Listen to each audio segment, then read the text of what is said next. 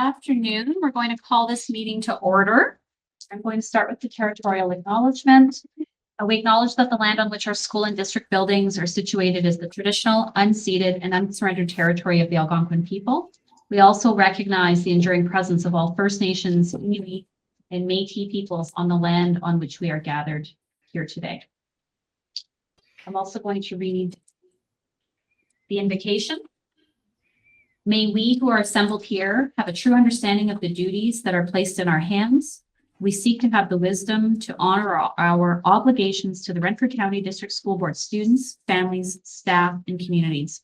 As trustees and administrators, we will work together to lead, guide, and support the vision to inspire, empower, and achieve.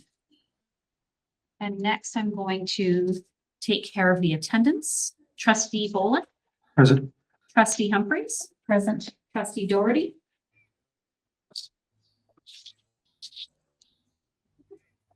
And we'll come back to her.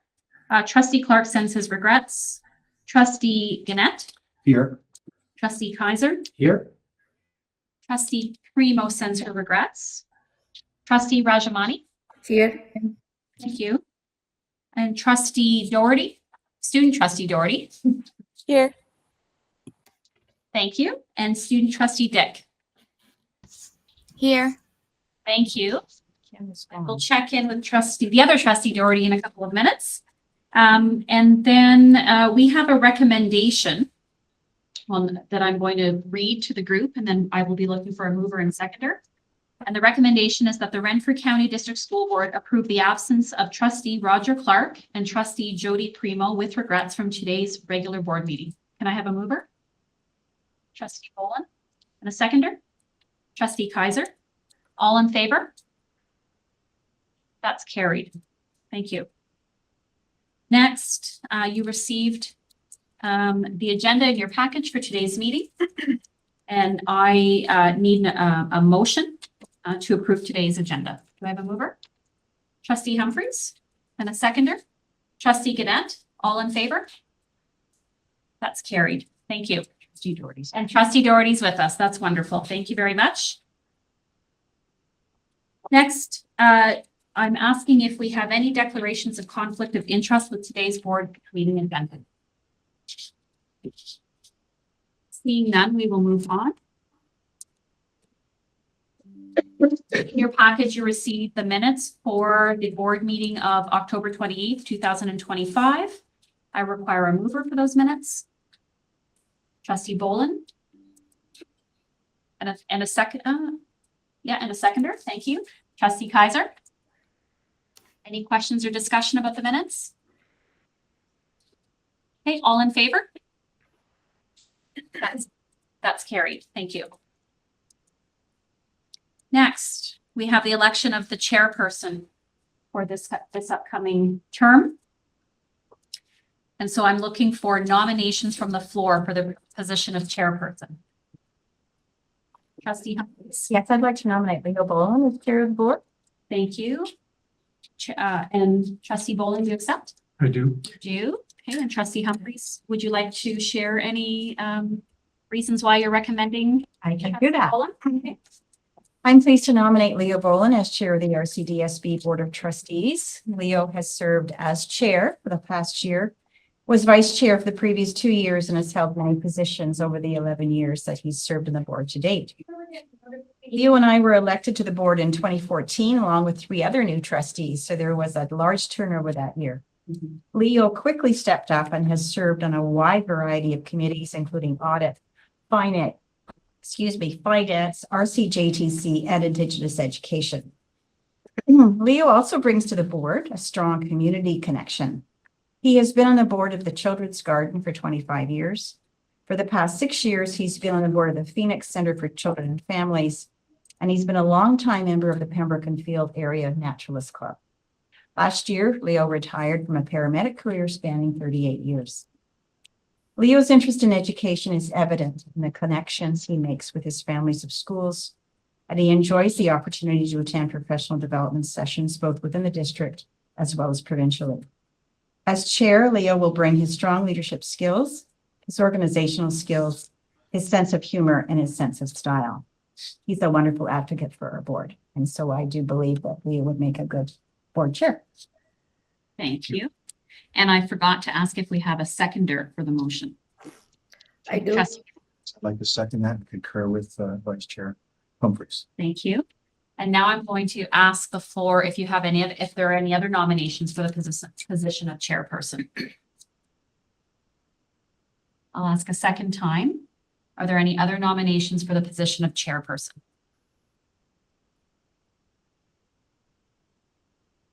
I'll ask a third time. Are there any nominations for the position of chairperson? Seeing none, the nominations are closed, and we now declare that Trustee Boland is our chairperson for this upcoming year. Congratulations. Now I hand over the meeting to you. All right, we'll do that same process, but for the vice chair. So I require mover and seconder for nominations for the position of vice chairperson of the board. Here's my, I'd like to nominate Roger Clark as Vice Chair. Roger Clark is not here, but he did send a note to me to say that if he was nominated, that he would accept that nomination. Thank you. Just a brief blurb. I've known Roger for most of my career working with the RCDSB, and he's come up through the ranks as an educator, all the way up into becoming director for 7 or 8 years. And I know that Roger's done some volunteer work in the community as with the hospital and other things. So I feel quite confident Roger will make a really good vice chair, and feel quite strongly that he will do an exceptional job. So thank you very much. Thank you. You're seconder for that nomination. I'm happy to second that. Thank you. So we have one person for the position of vice chairperson. So seeking other nominations. That's once. Seeking other nominations for vice chair. Twice. And the third time seeking other nominations. Seeing none. I'd like to congratulate Roger down where he is on his position. Congratulations. I'll send him a little text later. Good job. What everybody's really been waiting for is just the committee selection. So you had sent in your committees the choices last week. So I'll just start off with the committees and the names on them. So for audit, I have myself, Kim, and Carthy. For pick, you have Dave Kaiser, and the alternate will be Roger Clark, SEAC, Susan, Mike, and the alternate, there's 2, Roger and Kim. Sal, which you already have nominated at the beginning of the year, will continue to be Kim, Mike, and the Indigenous trustee alternate, but that at the moment is vacant. For the discipline, it's the chair of the board, Kim and Mike. The committee as a whole, obviously, it's everybody. Policy review, Susan, Roger, Jody, and Carthy.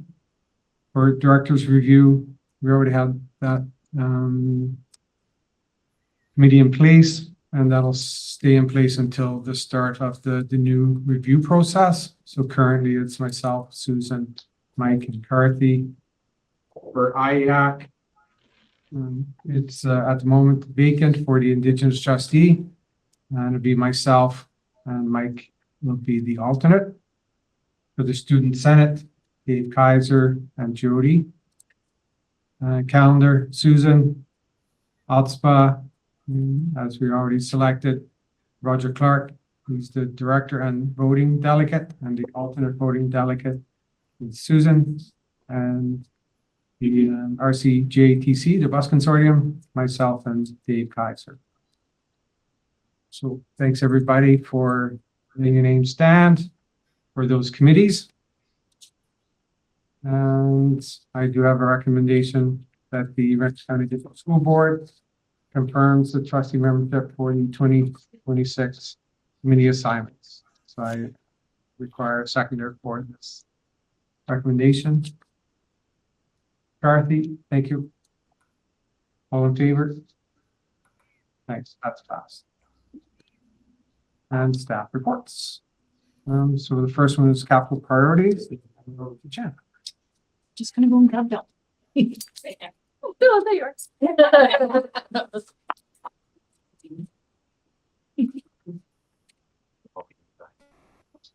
So as you know, the capital cycle is year round and we bring you updates at different times of the year. And at this time of year, Bill is bringing forward the proposed capital list for the next school year. And that he's got some information in the report that he'll go into detail, but I will just pass it over to you. Okay, well, thank you very much. I hope you've had the opportunity to have a peek at our report. We do have another big year planned. We're coming up against the first actual hard deadline with the ministry's spend deadlines. So by August 31st, 2026, we need to have around $13 million spent or committed. So POs issued, and we've come up with a capital planning list that will get us there. It is a different, it's a slightly different list than what we've presented in the past. You'll see that it's a shorter list. It's a list that we anticipate our completion rate will be higher on. So that will be a good test when I come back to you next fall. If we've gotten more projects done than we have in the past. I think we've also built in a little bit of time for the projects that we know will come up throughout the year. If we look at last year, it's just as a typical year, we had, I think, 19 projects that were added after board approval in November, and that's fairly typical. That it's always double digits. It's sometimes a little more than that.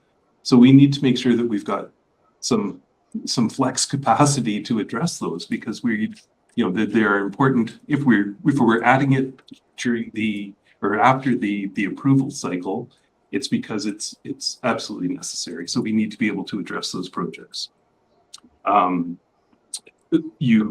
If you look at our proposed capital list for this year, there's a lot of yellow there. So those are projects that are coming from our school administrators and our school teams and from exec. So our focus this year will be to address those needs, as well as those pieces we've identified through facilities and through our partners in the Safety Authority and TSSA, who help monitor our buildings. I do see one error in the proposed list. There's an extra line of blue under Champlain Discovery that the extending the sidewalk is not a ministry project. That's a little piece we have to clean up from the bus loop to allow better pedestrian access at the site. So our annual funding between the different capital pieces, the school renewal and school condition improvement, is about $9.5 million. So that going forward, that's what we find out our funding every year, the same as everyone else in education, but that funding has been fairly stable. So that's our assumption going forward, that we'll plan on having that amount, and that amount will be our capital spend that we'll have to address in the coming years, because it's now the 24-month timeline that just keeps stepping forward. So we're thinking that will be that, in our planning, that's our plan going forward. The added wrinkle that the ministry very kindly provided this year was additional money for accessibility, which we are grateful for, that our funding of the $275 million allocation to education was just over $2 million, announced in the middle of September to be spent by, again, August 31st, 2026. And that's it. I'm never complaining about more money, but it is an additional pressure on us. We've we were able to look at the projects back to mid-May. And so accessibility projects that fit the ministry's criteria were allowed to be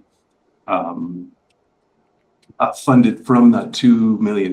So we've completed about $590,000 out of that 2 million. So yeah, that helps. We have lots of accessibility work to do, and I'm excited about where we're going with that to enhance our sites and our classrooms. So that's, you know, I'm hopeful that the ministry may see value in allocating additional accessibility money going forward, but that's that will be another additional pressure on us that we will have to get spent by then.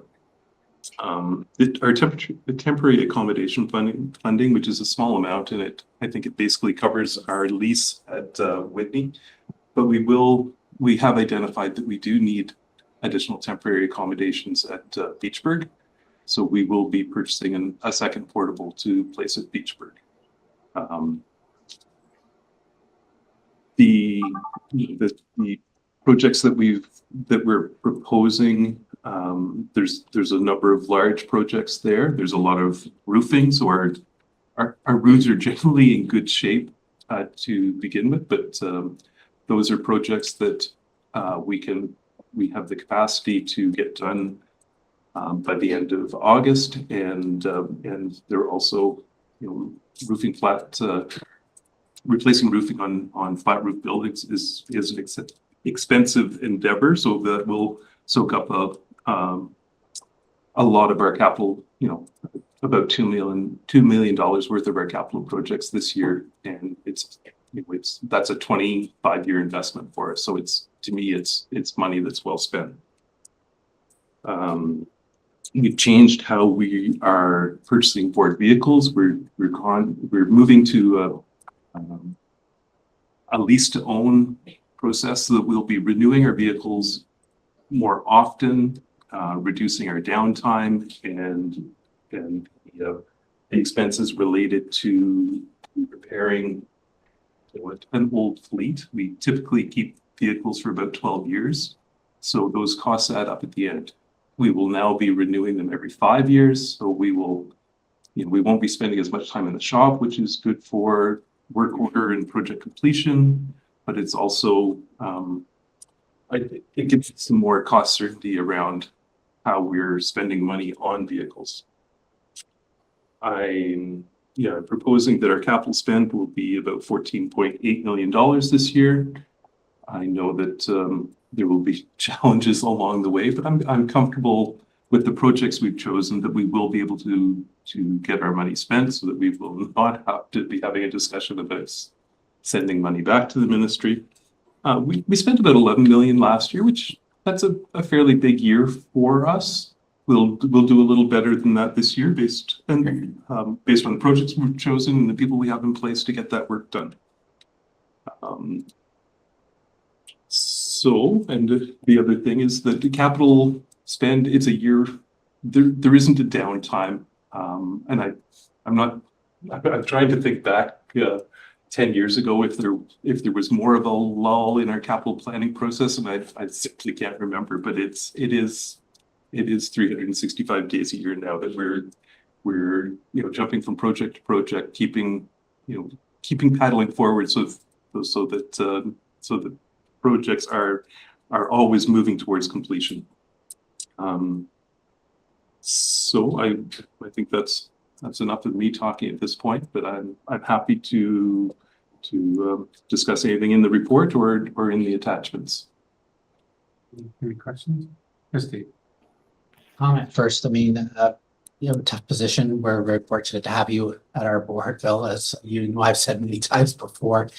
Just the accessibility. I noticed a lot of accessibility projects on here. And one of the things in terms of accessibility that I asked a couple of years ago, and I'm just wondering if it's part of the plan, is the actual signage. So, people with accessibility issues maybe not knowing where to go. I'm wondering if that's being addressed as well, or maybe it's already been addressed from our previous conversation, but I'm just curious because it was certainly an issue for us and just people not knowing where to go. So just a question in that regard.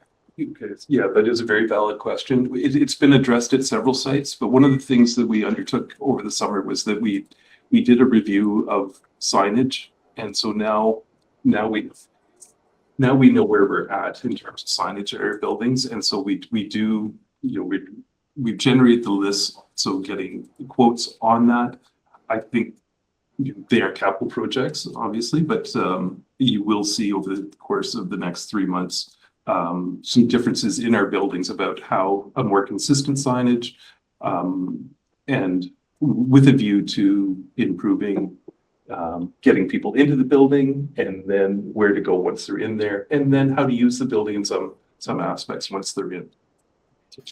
Just a quick follow-up. And the other thing that, from my experience is the number of handicap parking spaces that are allocated. I don't know if it's as big an issue for us in the schools or not, because it's not like a hockey arena or a department store or whatever.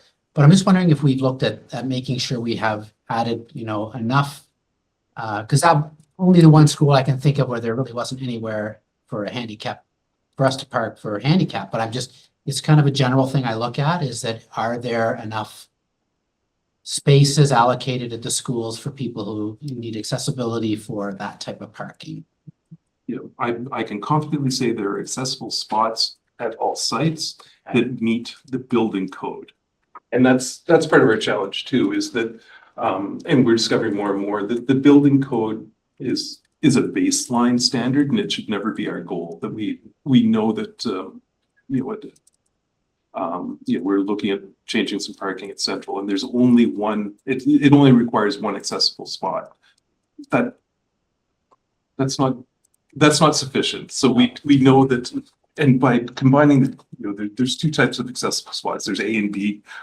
They're designated A and B, but by putting them together, you can have that common central lane. So it takes up a little bit less space, but it gives us two accessible spots, which, that's twice as much as what's legally required. So we are always looking to make sure that we're doing better than the minimum on this. Glad it's on the radar. Thank you. You said you had something. I was just going to mention that the accessibility committee has also talked about with the launch of our new websites on December 10th. Under our school, there are 3 pages that schools are being asked to update right away. One is, the director's message. One is an about us page, but the third one came from the accessibility committee and it was accessing our school. And so we've had 3 schools kind of work ahead and work on this. And one exemplar was showing pictures of where the accessible entrances are, where the accessible parking is, what it's like on the inside in terms of the access to an elevator. So just sort of so that if someone wanted to access a school, I know that you need both. Like you have to be able to show up and know how to navigate that. But they're building that into their websites as well so that people in advance can look on the website and see how to, what are the accessibility features within a school. So that's something good that. Yeah, and I mean, out of it's something that doesn't impact a lot of people, and therefore sometimes it just gets, for the people who it Yes. impacts, it's critically Huge. important. So, yeah. Absolutely. Okay, thank you. Any other questions?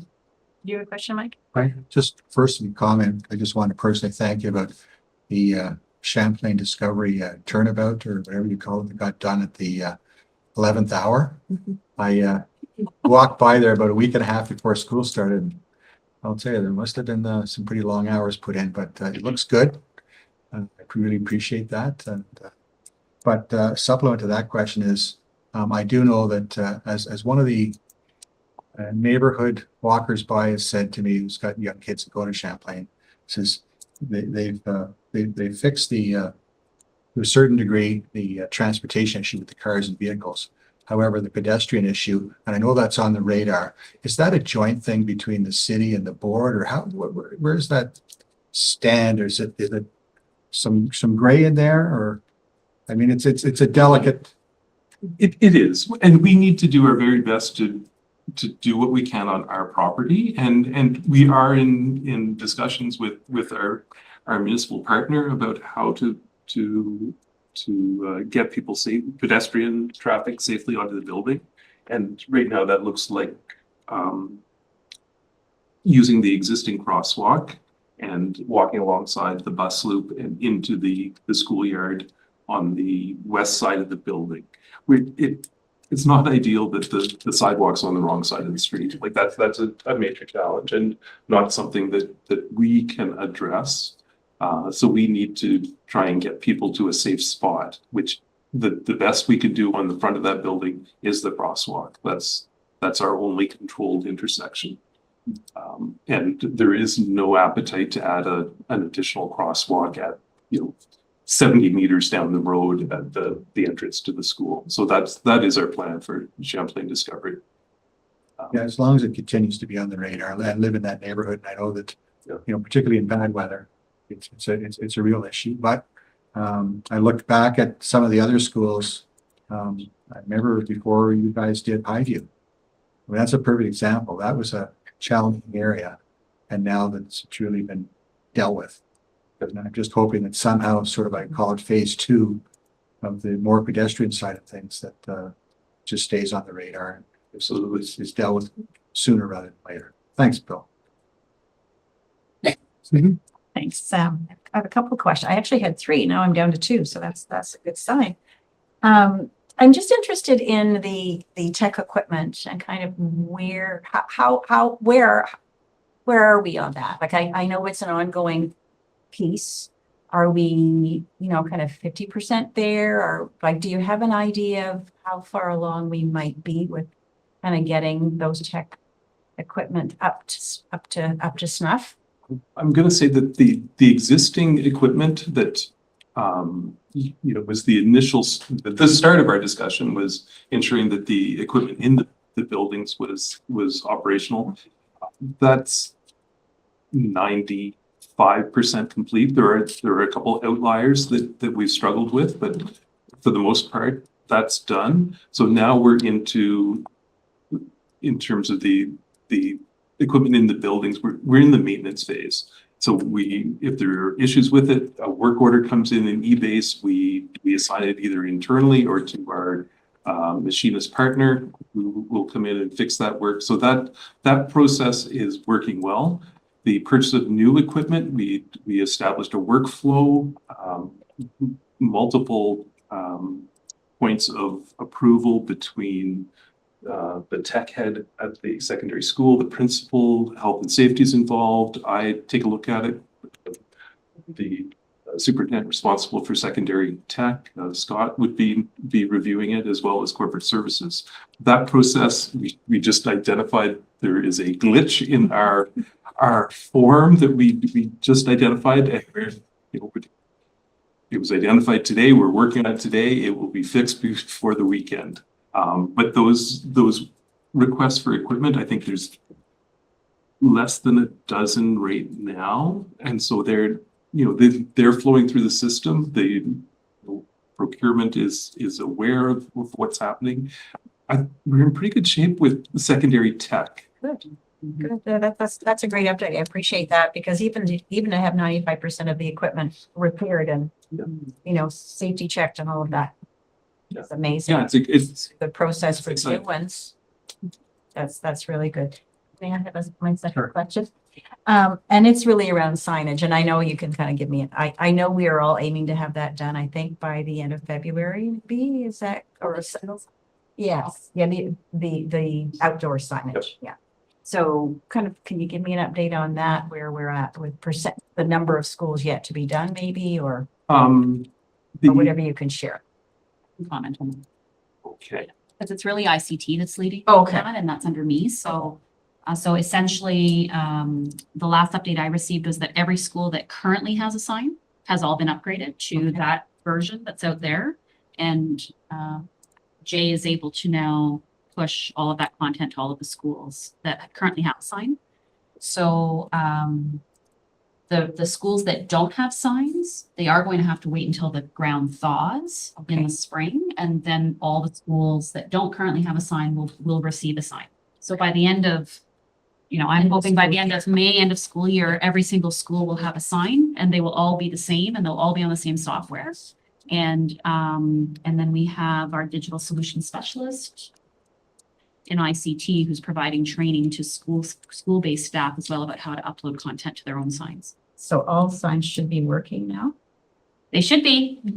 It's been weather dependent. So for example, I know they went to Pine View one week and did the structural work, but then they couldn't hook up the electricity because it was pouring rain. Of So course. then there's some kind of weather delays and things like that. But the last update I received was that by the end, I think, of last week, every single school that currently has a sign should have been done. Okay, good. Yeah. I just worried because I did go by Queen Anne's this afternoon and there's nothing Oh. on. So I don't Okay. know. There may have been a glitch in the Okay. system. Okay. But Queen Elizabeth Get didn't another have update. anything on the Okay. sign today at noonish or 1 o'clock-ish. Okay, well, that's good to know. I'm sure it's not a huge deal. I'm sure we'll be fixed. I'm Yeah. not worried about that. No, that's great. And I'm glad to hear about the accessibility work being done.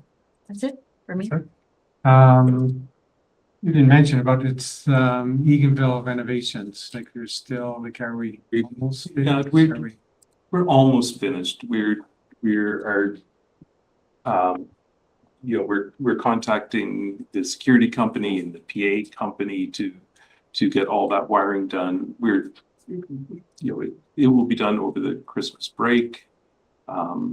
Happily, obviously it has extended much longer than we had anticipated. And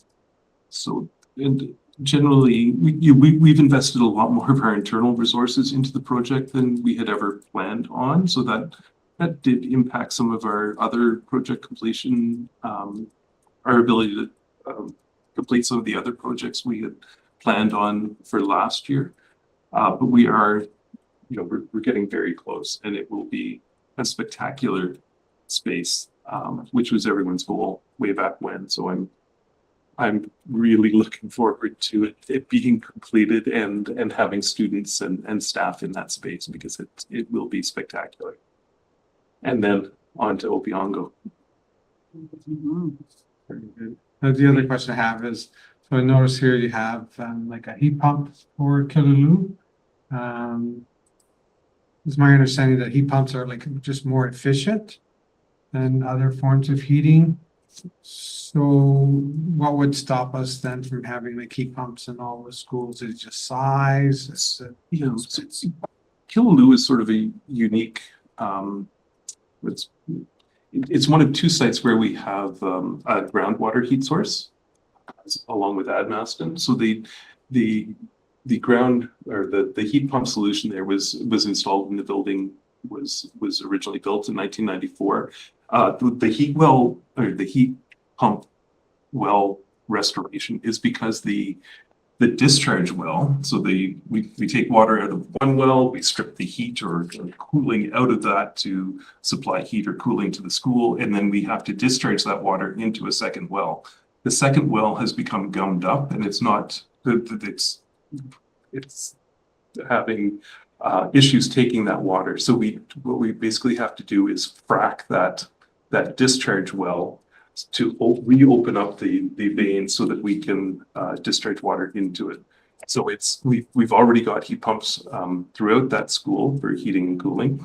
And it's nice that it's groundwater because it's a more efficient option than an air to water heat pump. But when we're putting in, we talked about the new rooftop units that we're putting in, they are all heat pump equipped units. So there would be a heating source, either the existing boilers in the school, or a gas-fired heat exchanger in that unit. But there's also the ability to, there's a cold weather heat pump that will be able to heat the school or heat that air that's being blown through down to, maybe -17 or so. And then it gets supplemented with that alternate heat source. So that's our standard going forward, and has been for a couple of years, is to make sure that we're adding the most efficient method that we've got, which right now is heat pumps for all of our ventilation solutions. And then the offshoot of that is that we get, when you run it in reverse, you've now got air conditioning. So that's our approach. Good. Thank you. No other questions? There is a recommendation soon. I would just like to comment on Superintendent Barnes' comment about how there's like a cyclical reporting to you. So if you recall, last April, they brought a report last April as well with a revised list based after they went through the procurement process. And then in your report today, there's the April list from your April report with the status of each project. So what's going to happen after today is that after hopefully we get an approval, then they will go through the team will go through the procurement process, and then they will bring you an update in the spring again, as they did last year, with a revised list that's even more accurate in terms of what's going to get done in this cycle. And then that list is what you'll get next November, again, with the status of the projects. Okay, so just wanted to explain that. I also wanted to highlight in the list that there is $400,000. Well, the value is not there, but the outdoor learning spaces is listed as well, right? Because pending the approval of all those grants with the Renature Foundation, then we're asking for up to $400,000 out of capital to support that project, which is 20% of the cost of the project. I just wanted to highlight that for you as well. Yes, Mike. Just one brief thing. I'm glad my fellow trustee, Susan Humphries, brought this up, because I've been patient and waiting. I purposely didn't bring it up regarding. I was pleased to hear what you had to say with the secondary when it came to the tech file. I just wanted to let you know, because I know that I've been very patient and started, banging on this file a long time ago, and just really, really good news to hear. So thanks again, Bill, to you and your team. Well, no, it's, And I'm really glad that Susan brought it, because I purposely sat back and went, I'm not going to ask that question. Susan did. Gotcha. I do appreciate your comment, but the facilities team is very engaged in that work, but it came from the exec table and identifying that there was a need and that we had to do things differently, and we figured that out, and we've got a really good solution. So yeah, it's a really good news story for our kids. It is. Absolutely. Thank you. So just for clarification, so when we're asking for the amount of roughly 14.8 million, that includes the 400,000? Yes. Right, awesome. Right, so the recommendation is that the Renfrew County District School Board approve the 2025-26 capital priorities as presented in the amount of $14,886,501. You second that motion? Thanks, Dave. All in favor? It's passed. Thanks, Bill. Thank you very much. Yeah. And then Kristen will do our proposed draft of our 2026-30 strategic plan. Great, thank you. So I did bring it up on the screen just because I was going to walk through some pieces with you. And so, as you know, at the October board meeting, you approved the draft content for the strategic plan. And then what we did was we shared that draft content with the graphic designer that we had selected, worked through a process with the graphic designer, brought a draft of the designed strategic plan to the trustee strategic plan committee and sought their feedback. So Trustee Boland and Trustee Humphries had an opportunity to look at the first draft and give feedback. We sent all that feedback back to the graphic designer. And so this is the stage we're at now. So we're sort of looking for any final sort of smaller changes at this point in the process, because this version is, I'll say somewhat endorsed by the trustee committee, but certainly we're open to feedback. So I'm just going to scroll through this and highlight a few things. And so the front cover is maintaining, welcome Superintendent Nickel. The front cover is maintaining the tagline of Inspire, Empower, Achieve. It's with the logo throughout. And also on the front cover, I'll say throughout the entire document, we're very intentional with the selection of photos. They are all our CDSB students. They're all very current photos. And we tried to have a balance of a variety of schools represented, a variety of types of learning happening, a variety of students in terms of age, identities, etc., gender. So you want to picture that this is a booklet like our current strat plan. So this would be the inside of the cover. And so we're starting with the territorial acknowledgement, as you knew from the draft content. And I will share that Principal Tina Nelson has vetted all of the any of the content that's connected to Indigenous education with her team and has given us really positive feedback along the way that we've incorporated. Okay. And then we have the map that outlines, that really just highlights our 7 families of schools. That's the purpose of that page. And then we have our mission statement. And we did poll the trustees and went with what the majority wanted. And so that is the statement that the majority of trustees preferred. And then we have our commitments page. And on that page, we have symbols representing each of the commitments. The Indigenous education team actually developed the symbol for the first one related to truth and reconciliation. So showing 2 roads merging towards a bright future. And I do love that little girl in the bottom right corner.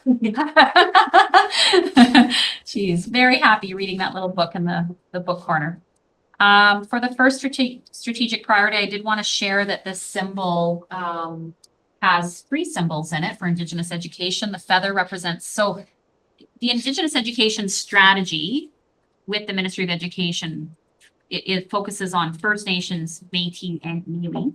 And so each of these symbols represents one Indigenous community, like one group. So the feather represents First Nations peoples. The Euless is a tool used by Inuit peoples.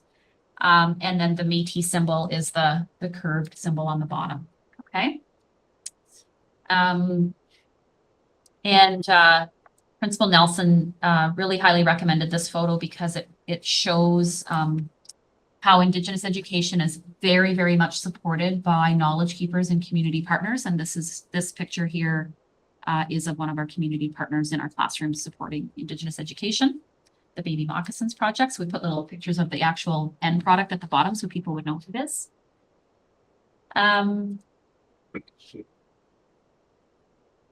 This is intended to be our poster. And so when we spent time talking about what we liked about other boards and their strategic plans, we noted that some of the school boards had a 1-pager that could be converted into like even a poster that's, mounted on a wall in the schools and the board office. It could be a 1-pager that people take with them. It really does summarize the main ideas from our strategic plan. And it has the mission, and then it has our 3 strategic priorities and the overarching goals of each of those priorities. The other thing I would comment on is what we did was with the graphic designer, we gave past documents to him. So we gave our current strat plan, the inspired learning framework. He had access to our website so he could see. We said we want to maintain the same look, like we want a fresh look, but we don't want something that's like drastically different than what we've had over the last few years in the RCDSB. So you can see the trees at the bottom. That's an element that has come from a few years ago in terms of our branding. On this page, we're showing the interconnectedness among the multi-year strategic plan, student achievement plan, and school improvement plan. Still looking at a few, Chair Boland and Trustee Humphreys and I have been talking about possibilities for this page. But the intention is to show how there are a variety of plans that actually connect to the multi-year strategic plan. And then this would be a spread. So on the left would be the plans, and then on the right would be the indicators of progress, like how we're going to monitor the plan. And so we've made links to the indicators of progress out of the student achievement plan because they align. And then we've also talked about additional indicators, and we've given some examples here. So this page has drastically been streamlined since the draft content that you approved, because once we started putting in the content into a design like this, into a booklet, there were too many words. So we really had to reduce. And then the final page, which would be the back cover, is a lovely photo from a kindergarten class in our CDSB with 2 educators at work with some little ones, and then a thank you to everyone who provided input into the new strategic plan. And we highlighted the 50+ consultation sessions and over 2,600 surveys completed. So it's not a full description of the process. We're going to save that for the website.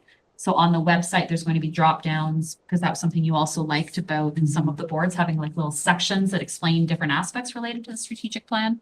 So that's where we will put a chair's message, a director's message, an explanation of the consultation process, an explanation of the theming process in more detail than what's in here. So I just thought I'd give you a little bit of an overview, and I'm happy to answer any questions or, You have the other, like, oh, yes, absolutely. I can pull that up. new Just and give me a improved page second. 10. Yes. Let me unshare for a minute.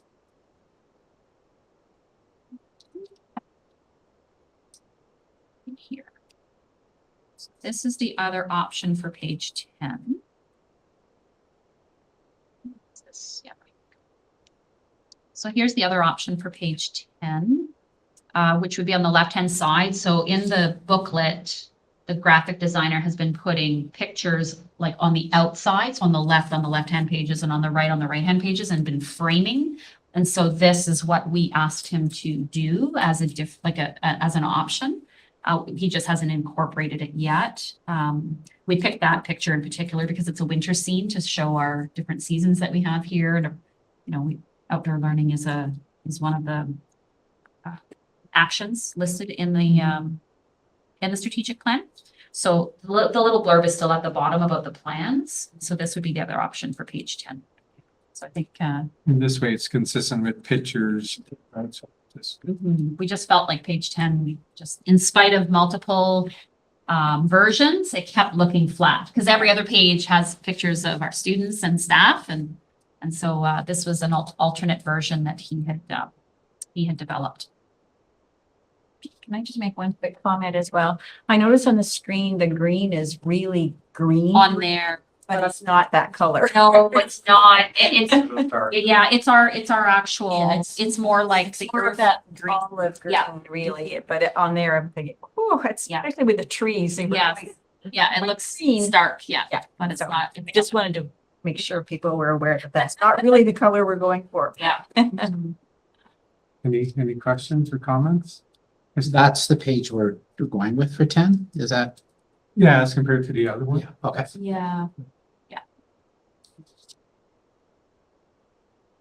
It looks amazing, actually. I love the pictures. I think they're add such a nice touch. And I think it's really clear. It's not too wordy, and yet it gives enough information. And I can see that one pager that we can certainly make great use of that. I could see it as a poster perhaps size in buildings, because we're going to have this plan for 4 years. So, we can actually do some pieces with that. But yeah, I think it looks great.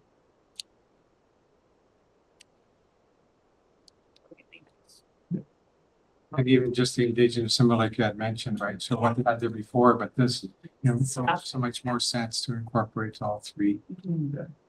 And then the pictures, like I said, too, right? So initially it was just the people with the moccasins, but you really couldn't tell what they were doing. And so then with the bottom picture now, it makes more sense, right? So yeah, there's a lot of tweaks along the way. And at the very, last page, the thank you. So that's again, this is like a highlight summary of, the plan.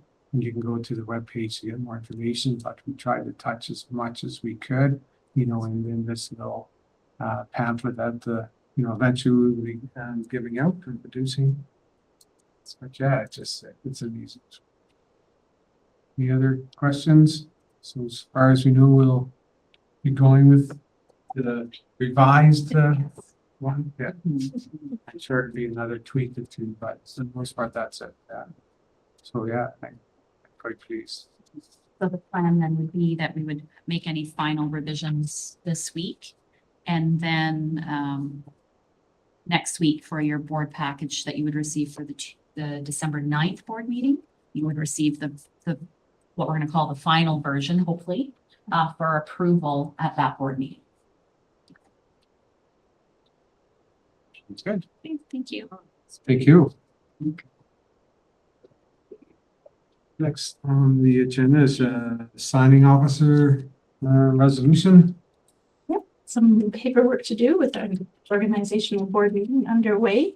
I will admit this one will look just like last year's did, because the chairperson is Leo Boland and the Pembroke area trustee is Mike Gannett. But as you know, we do this year by year. So I will read it out, and then Leo, you can do your motions. So whereas the Renfrew County District School Board appoints signing officers each year, be it therefore resolved that the signing officers for 2026 be the chairperson of the board, Leo Boland, a Pembroke area trustee, Mike Gannett, the director of education, Kristen Nemi, the superintendent of business, Jennifer Barnes. And for you, Kristen, I guess you can read that one, if you wouldn't mind. Do you have it in front of you? Yeah, I do. I hereby certify that the foregoing is a true copy of a resolution of Renfrew County District School Board, 1,270 Pembroke Street West, Pembroke, in the province of Ontario, duly passed at a meeting of the board, duly held on the 25th day of November 2025, and that the said resolution is in full force and effect, dated this 25th day of November 2025. So I need a mover and a seconder to approve the signing officer resolution. Thanks, Dave. Seconder, Kim, all in favor? That's fast. Now you can sign. Here we go. Wait. Awesome. The next is borrowing resolution. Yep, so this is a little bit more wordy, so bear with me. I'll read the first 3/4 of the page and then Kristen will read the final section. So whereas the Renfrew County District School Board, 1270 Pembroke Street West, Pembroke, Ontario, deems it necessary to borrow funds not to exceed $12 million at any one time to meet, until revenues are collected, the current expenditures of the board for 2026. Be it therefore resolved as follows. The signing officers are hereby authorized to borrow from the Bank of Montreal, Pembroke, Ontario, from time to time, a sum or sums not exceeding at any one time $12 million to meet, until revenues are collected, the current expenditures of the board for 2026. The signing officers are hereby authorized to sign on behalf of the board and to secure with the bank a line of credit for the sum or sums as borrowed with interest at such a rate as the bank from time to time may determine or is governed by an interest calculation agreement with the bank. The treasurer is hereby authorized and directed to furnish to the said bank, as it may from time to time, request a statement showing the nature and amount of the estimated revenues of the current year not yet collected, of the estimated revenues of the board as set forth in the estimates adopted for the next preceding year, and also showing the total of any amounts borrowed in the current year and in any preceding year that have not been repaid. All sums borrowed from the said bank shall, with interest thereon, be a charge upon the whole or any part of parts of the revenue of the board for the current year and for any preceding years, and when such revenues are received. The treasurer is hereby authorized and directed to apply in payment of all sums borrowed from the said bank with interest thereon, all of the money hereafter collected or received on account or realized in respect of revenues for the current year and for any preceding years. And so then, Kristen, if you'll read the paragraph under certificate. Yeah. I hereby certify that the foregoing is a true copy of a resolution of Renfrew County District School Board, 1270 Pembroke Street West, Pembroke, in the province of Ontario, duly passed at a meeting of the board, duly held on the 25th day of November 2025, and that the said resolution is in full force and effect, dated this 25th day of November 2025. Require a mover and a seconder for the borrowing resolution. Susan and Kim, any discussion on this? Just a curious question, and I don't even know what the process is, but I seem to recall that in the year 2000, the resolution was $10 million. And how we are 26 years later and it's $12 million? Is that? No, I can tell you 12 million is enough. 12 million is enough. I don't think we So ever far. used it in my recollection, but It's fun time. it seems like it should be Yeah, 20. well, so far, the time that it did come up, and it was just simply a timing, it was after construction, so we had accounts payables, we had all of the payroll, everything was happening within a couple of days, and it was like, whoo, thank goodness that's there. How was it determined? How did it go from 10 to 12 and why did it? go We from- looked at our cash flows, and when we sort of forecasted out if things went horribly wrong, how much did we need, and so we made that small adjustment. Anything else? No? All in favor? That's fast. Thank you. Next on the agenda is director's report. Kristen. Thank you. So you received the report in your agenda package. And I will share information related to the Parent Involvement Committee meeting now, and then you'll have you can move to receive the report later. And so we did have the second Parent Involvement Committee meeting on Monday, November 17th. 11 parents attended and 10 schools were represented. So a little down from the October meeting, but still healthy.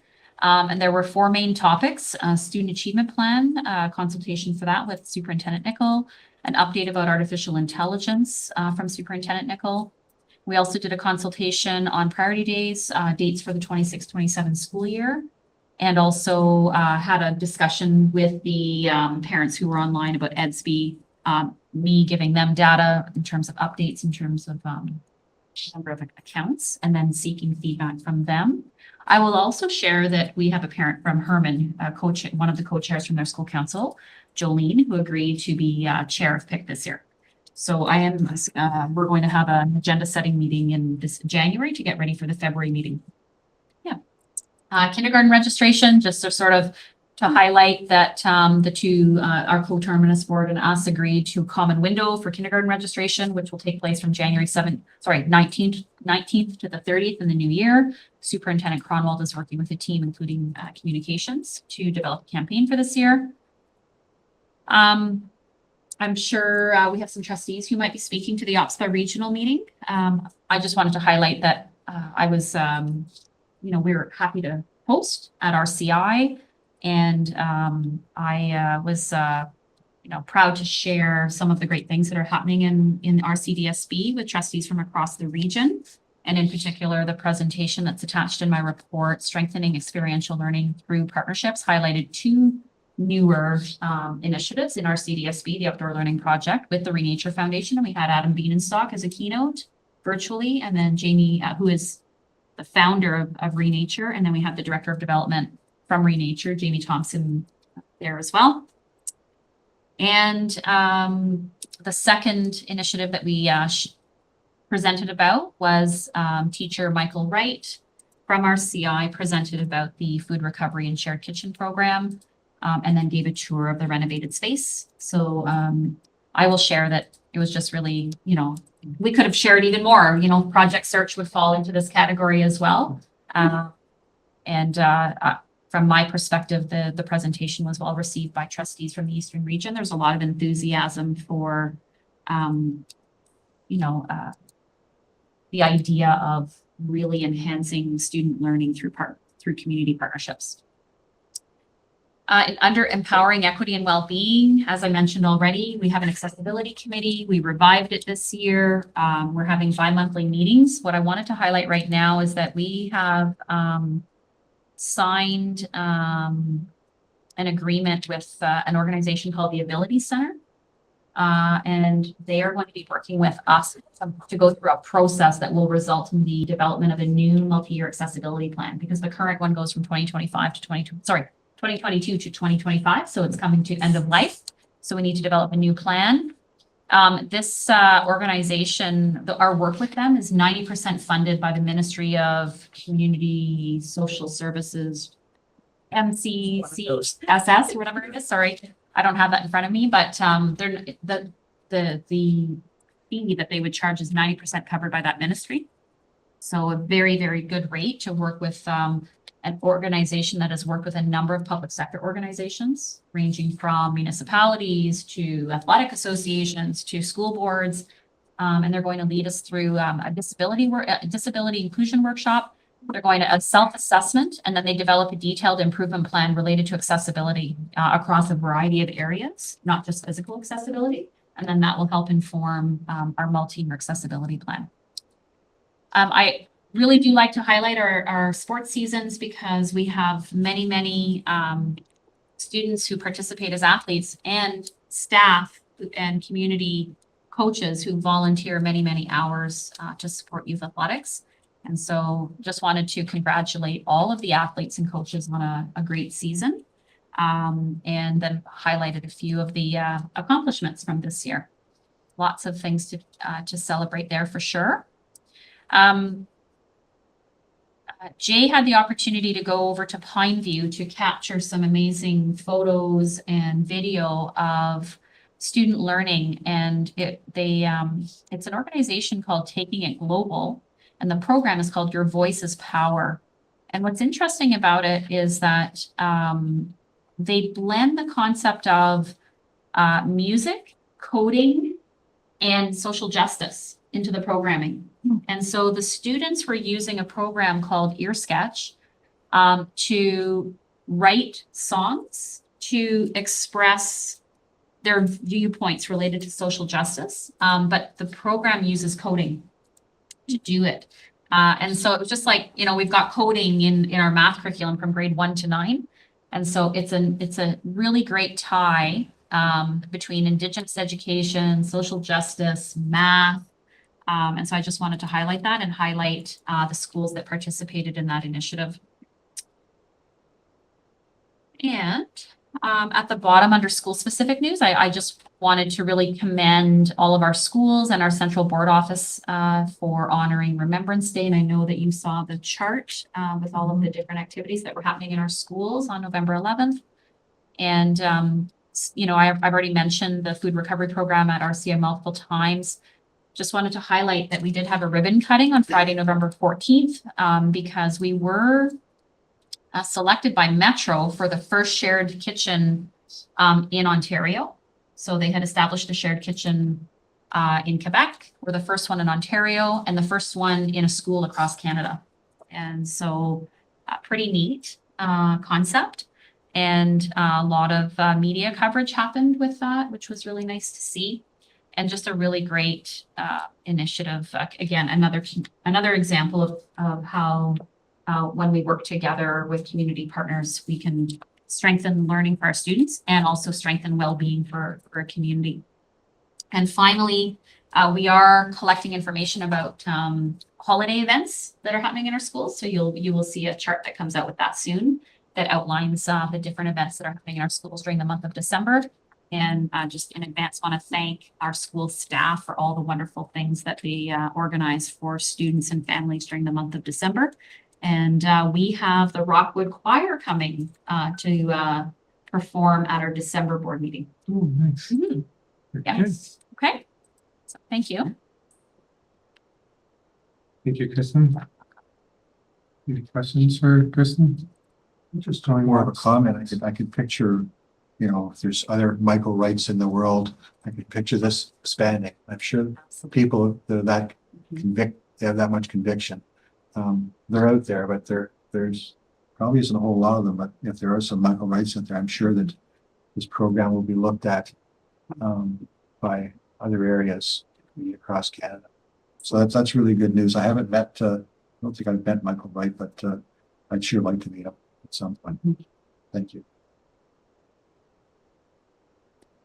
Thank you. So next was the student trustees report. So Bronwyn and Sydney. Thank you. So earlier in November, we both attended Osta ACO's fall general meeting in Toronto. The event featured a variety of speakers, including Kathleen Woodcock, president of OPSPA, and Stephanie Donaldson, the executive director of OPSPA. We also had the opportunity to hear from Annie Kidder of People for Education, who shared valuable insights with the group. The weekend was filled with great professional development, team building activities, and networking. I got the amazing opportunity to present a keynote with High School 2.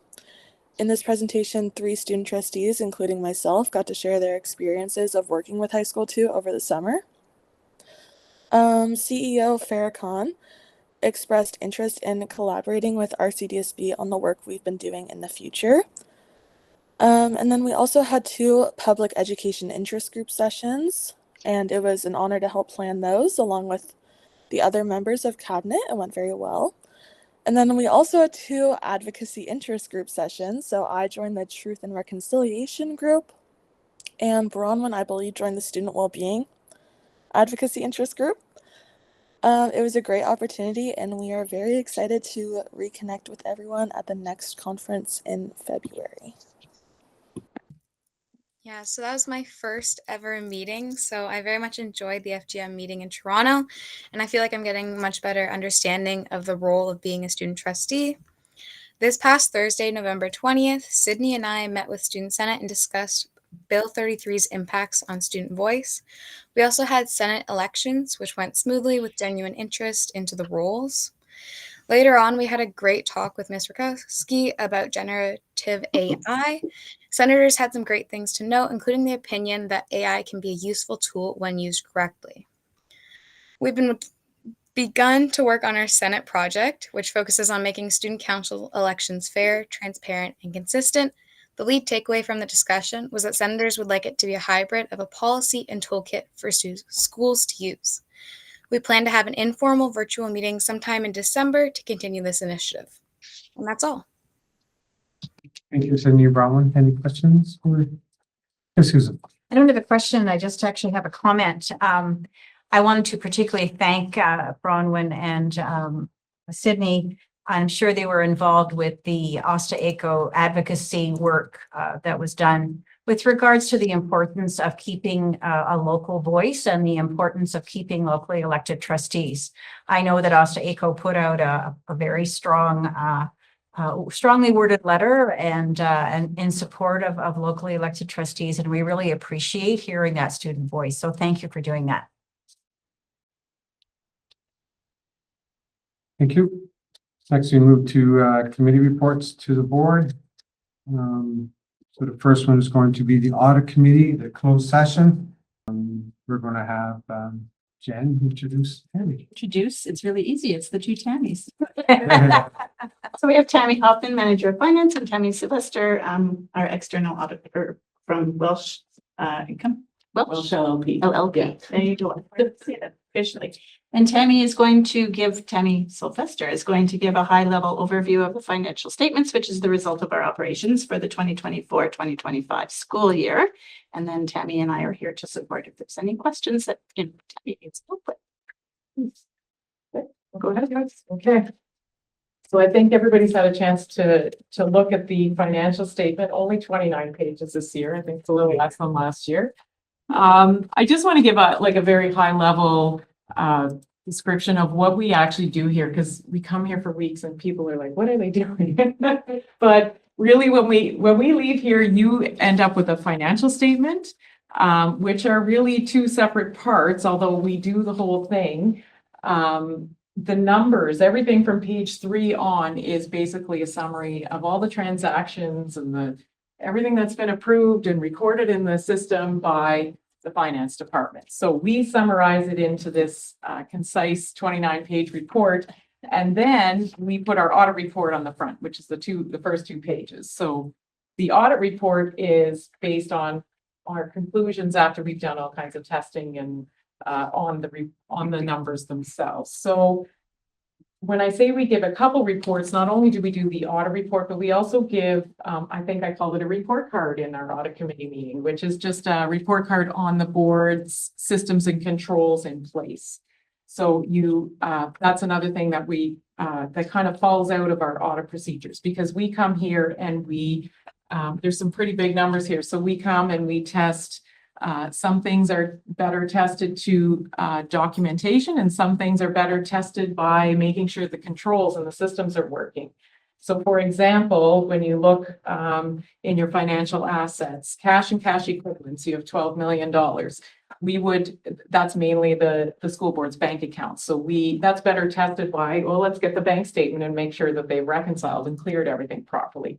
Whereas something like payroll expense, there's thousands and thousands of transactions in the year. So those are things where we test the stream and the systems and the controls are working properly. So we go through, we find somebody's net pay, and we have a systematic way of how we pick the samples, but we find somebody's net pay and we go backwards and we say, okay, is this person working the right hours? Are they at the right rate? Are they at the right step grid? All that sort of stuff. And same with just regular day-to-day purchases. We come through and we say, okay, here's a payment to this supplier. We go back and we make sure, is there an invoice? Was there a purchase order? Was it all properly authorized? Did it get coded properly and put into the ledger properly? So these are all things that part of the work we do to verify the numbers that are on the statement.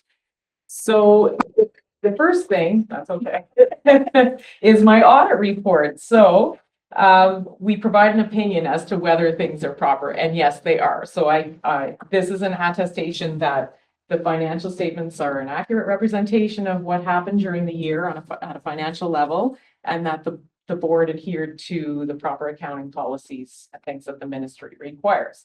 And all of those policies are part of note 1, which I think runs on for about 10 pages of all the ways the board is supposed to record items and treat different financial statement items. I'm going to give a very high level overview of the variances. We went through this in great detail at the audit committee. On page 3 is the statement of financial position, all the assets and liabilities. So one of the, like a lot of these items cancel each other out. And I think I've said this in other years, there's some pretty big numbers here. And what do they mean? Rest assured, a lot of them offset each other. So when you look at the Government of Ontario approved capital receivable of 39 million, what's that? Well, most of that offsets the debenture debt down in the liabilities of 34 million. The differential is just other capital projects that are out there that the money's waiting to come in for. Same with deferred capital contributions, asset retirement obligations. Well, what are these? Well, they're offsets to tangible capital assets. So those liabilities are, and those assets offset each other. So a lot of these things are designed that they offset each other, or it's the ministry's way of guaranteeing that they're going to cover your debenture debt, or they're going to cover the cost of your capital assets. Okay, so most of the stuff offsets, and then the accumulated surplus at the bottom is basically what the board has to work with going forward for future budgets. Some of that is operating, some of it is set aside in internal reserves, some of it is mandatory to cover off certain liabilities, but the bulk of it we'll see is for operations going forward. So the board has a good buffer going forward for its operating budgets and operations in the future. So a few notable items here, cash and cash equivalents has gone up quite a bit, but you'll notice the next 2 lines, accounts receivable, and then that approved capital receivable, those have both dropped. So the big highlight in these financial statements of why things were so skewed from one year to the other and from your budget to your actual was on account of Bill 124, and then the settlement of the teacher and the principal contracts and things like that after the budget was done. So in this case, the Bill 124, the amounts were settled and most of them were paid, but the government hadn't flowed all the money through to the board until the fall of 2024. So it happened after last year's year end. So that money was just sitting in accounts receivable. It was waiting to be received from the ministry. So that was about $7 million alone just in Bill 124 money that was outstanding. So that's come in this year, as well as some of the capital money that was outstanding that was reflected in that on approved capital receivable. If we skip over, that's kind of the most notable thing on there. If we go to the next page, the statement of operations, which is basically all the revenues and expenses, and it comes down to the magical, annual surplus deficit. How did we do in the end? Again, a few notable items. We talked about Bill 124. There's quite a few variances here, but I'm just going to summarize this and say when the budget was done, most of this stuff wasn't settled. So Bill 124, that money wasn't finalized. Although there was a provision in the budget, it ended up not being quite what it settled for. Also, when we look at these, not only was the budget done before a lot of this stuff was finalized, but we just have to keep in mind that when it comes to revenues and expenses, most of the things are offset. Again, like we talked about in the assets and liabilities. So if there's a 3% raise on a contract, on the employee contracts, the government funds that through the core education funding. There's a 3% increment there. So most of the things offset each other. So when we come down to this annual surplus deficit, we're like, well, what was different, or what was, what didn't offset, or what didn't we predict would happen? So when we're looking at these variances up top, again, just keep in mind that a lot of this stuff wasn't budgeted for, but it did make it into the 2023-24 actuals, because we did know about Bill 124 and all the contract settlements at the time we were preparing last year's financials. So there are some big swings. You'll see, especially provincial grants, that it was 18 million the year before, it's down to 2.5. 15 million of that is on account of Bill 124 alone, okay? And the rest of the increases are the regular 3%, 2.75% increases that happen annually, okay? And again, to offset that big provincial grants other amount that was in last year's that we don't have this year, you'll notice down in the expenditure section, most of the expenses have dropped as well. Well, that was all, the biggest component of all these expenditure lines is payroll. And because that was paid out last year, it really inflated all of the expenses in last year's financials as well. So now we're back down to a more normalized level. So that's why instruction has gone down so much, because most of that Bill 124, a big portion of that would go to the instruction line. So then we look down at the annual surplus deficit. So although in the budget column, it shows that you budgeted 600,000, for your purposes, the operating was really a deficit of 300,000. There is another component of this, which is asset retirement obligations. It's a non-cash item. We kind of, you have to do it for accounting purposes, but it meaningfully, you budgeted for a deficit of 300,000 last year. And when you look in the middle column, now all of a sudden we have a surplus of 1.1 million. Well, wow, isn't that great? What happened? So this is where we drill down to things that don't match up exactly. So when you look at that, we were expecting a negative 300. We ended up with a 1.1 positive. There's a swing of 1.4 million here. So there are three things at play that have attributed to the board coming out on top of the $1.1 million surplus. The first thing is the transportation savings. So the grant was revamped as part of the core education funding, and it was all budgeted to be spent, but then again, after budget, there was the disruption with the transportation. And although there was payments to the parents to subsidize them for having to get their children to school, that didn't offset the savings that were there for not paying the operators. So the board came out ahead by about 550,000 in the transportation line alone, because they didn't have to pay the operators, and what they paid out to parents didn't come close. So there was savings there. Again, not budgeted for, because nobody knew of the disruption happening back in June when the budget was done.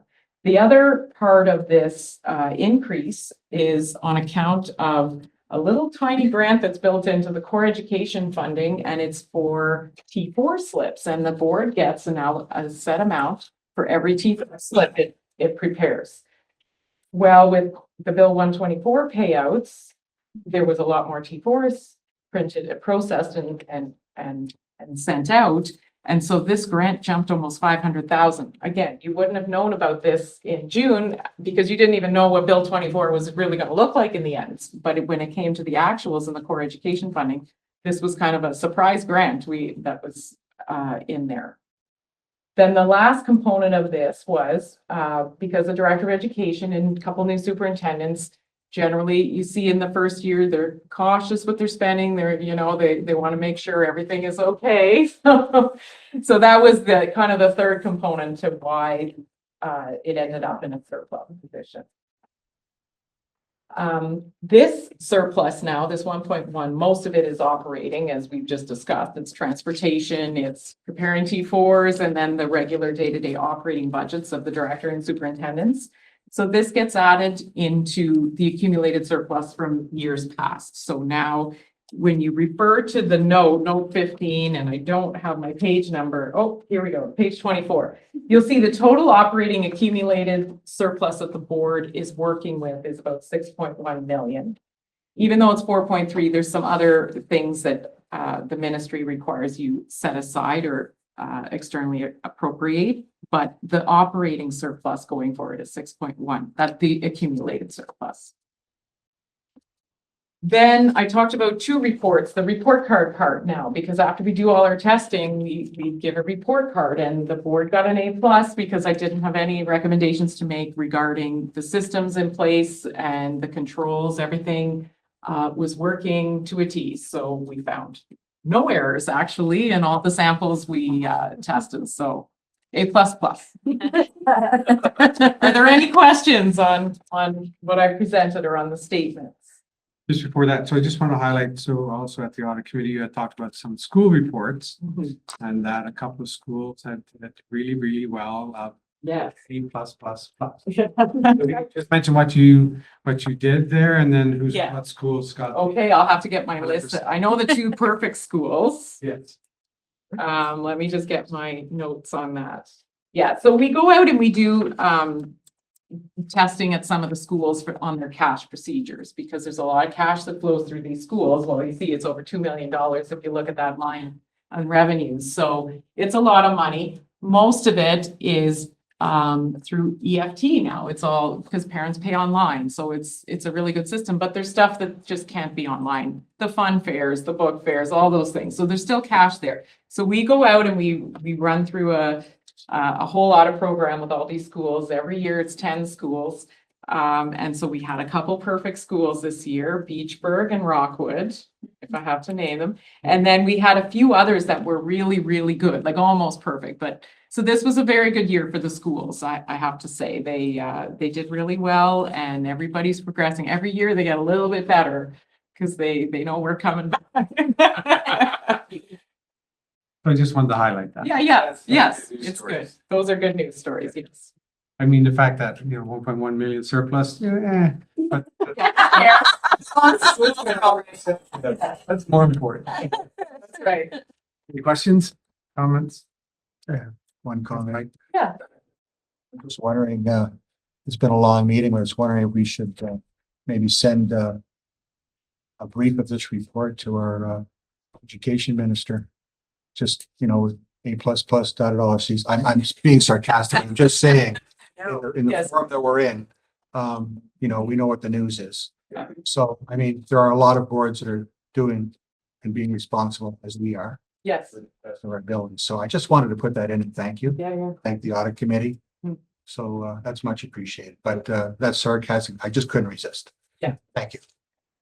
Anybody else? Yeah, just a quick question and the accumulated surplus always boggles my mind a little bit. I have to admit, and I apologize for that because I'm probably asked the same question every single year. But when I look at page 24, which is where that's outlined. Yes, So the bottom line is we have 4.3 million. Is that correct? that's the total. That's Yes. the total. And Total. part of that though has to be ministry approved, for example. Is that correct Yes, as well? part of it has to be set aside based on ministry parameters, yes, and some of it's just not available for you to use, so if we look on that, in that section, some of it is school generated funds, well, Right. that's not available for the board to use, right, and So- there's different things in that unavailable for compliance that the ministry has kind of forced you to set aside, or you're just not entitled to use it. Yeah. Then there's the kind of the middle section available for compliance. That's what the board has specifically set aside to meet future obligations. And then the top is the unappropriated, which is the accumulated operating. So yes, the bottom section is, it ends up being a negative and it's kind of, it offsets, like I know it's 4.3 million and you have 6.1, but really if you look at it, that 6.1, some of it you have to kind of set aside for these other things as well. Yeah, so 4.3 is the safe number to. It's a safe number. And the retirement gratuities, that's done now? Is that, Yes. that was done last year, I think, Last right? year it So was we done, don't yeah. have to hold anymore for that. Yeah. Okay, Yeah. no, that's great. I just wanted to be sure I was still reading it right. So Yes. thanks, Tammy. Any other questions? Great. Thank you very much. Good news. Yes, very good. Very good news, sure. Excellent. Thank you. Bill's taking care of it. He's on it. Well, unless he's locked in. Somebody Oh, I hear the. Yeah, there's somebody at the door. Yeah. Somebody's Get it. So just to follow up that, so I had the audit committee out the open session report. So the audit committee met on Thursday, November 20th, 2025, to discuss the following items. Number 1, 2025-26 regional internal audit update. 2, the draft audited financial statements for the year ended August 31st, 2025 that Tammy had spoke to. So as a result, we have 2 recommendations. And they are number 1, 2025-26 regional internal audit update that the Renfrew County District School Board Audit Committee receives for information. The November 20th, 2025 REAT update. And number 2, the draft audited statements for the year ended August 31st, 2025 that the Renfrew County District School Board adopts the draft 2024-25 financial statements as audited and reported upon by Welch LLP at their November 25th, 2025 board. Motion to accept Beth and the seconder. Thanks, Susan. And the seconder. Thanks, Steve. All in favor? Thanks. And that's passed.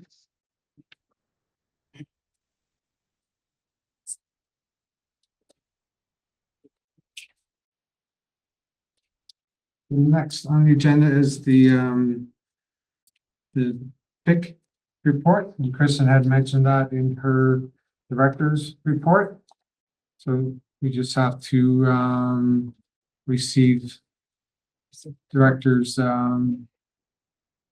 Nimi's report for this PIC report. So in that convoluted statement. So I move the receipt of this PIC report. And the Mike seconded. Thank you. All in favor? Thanks. That's passed. And next on the agenda is SEAC. Mike? Yes, the SEAC committee met on October 29th, 2025. We have the minutes here, so you've received copies of them. There were staff updates given, association reports, and there was no recommendations made. I just want to expand on one area, report from the board. On page 2, Angela McGregor, Principal of Special Services, provided an update on data connected to students receiving support of specialized services for 25-26 school year. The data shows an increase in student needs in the district.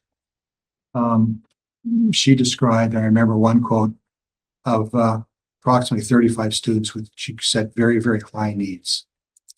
You know, it's concerning to me, not that we are dealing with students like this. I think that we, as a public board, accept all students. It's a concern I have because I think the SEAC committee and our board has done exceptional work. I had a career working in special education. I'm looking at a previous superintendent, Jacqueline Poirier, when I started with the board.